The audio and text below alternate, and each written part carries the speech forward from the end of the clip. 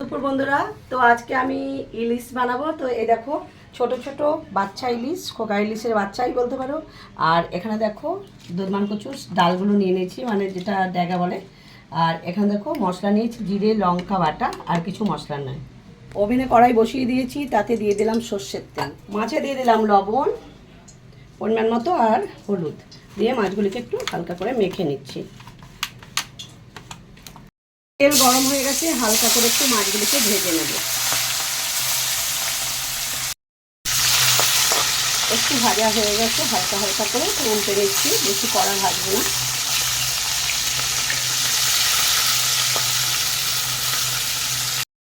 বাকি মাছগুলো ভেজে নেব।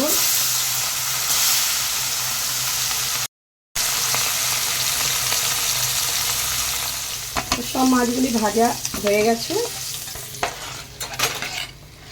এখন দিয়ে দিলাম তেলে কালো জিরা একটু ফোড়ন,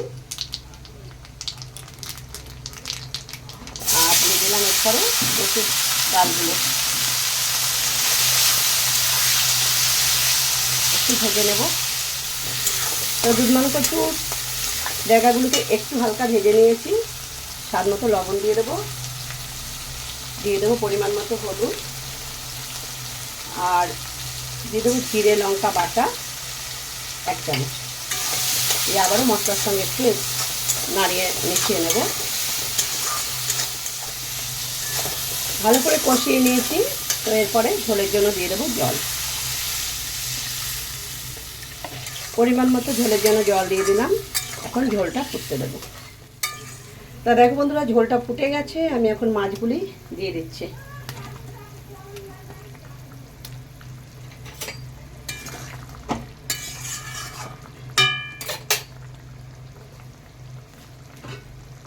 তো এরপরে ঢাকা দিয়ে মিডিয়াম আছে 5 মিনিট ফুটিয়ে নেব। তো দেখো বন্ধুরা, ঢাকা খুলে নিয়েছি, ঝোল একদম রেডি। এখন নামিয়ে নেব। তো দেখো বন্ধুরা, ঝোলটা হয়ে গেছে, নামিয়ে নিয়েছি। পাতলা করে ঝোল হয়েছে দেখো, দুধমান কচু ড্যাগা দিয়ে ঝোল একদম রেডি। তো দেখতে যেমন সুন্দর হয়েছে, খেতে হয়েছে সেই টেস্টি। বন্ধুরা, আমার এই রেসিপিটা ভালো লাগলে আমাকে লাইক করতে ভুলো না, কমেন্ট করে জানিও। আর নতুন বন্ধু হয়ে থাকলে আমাকে সাবস্ক্রাইব করতে ভুলো না। আর ভিডিওটি দেখার জন্য ধন্যবাদ।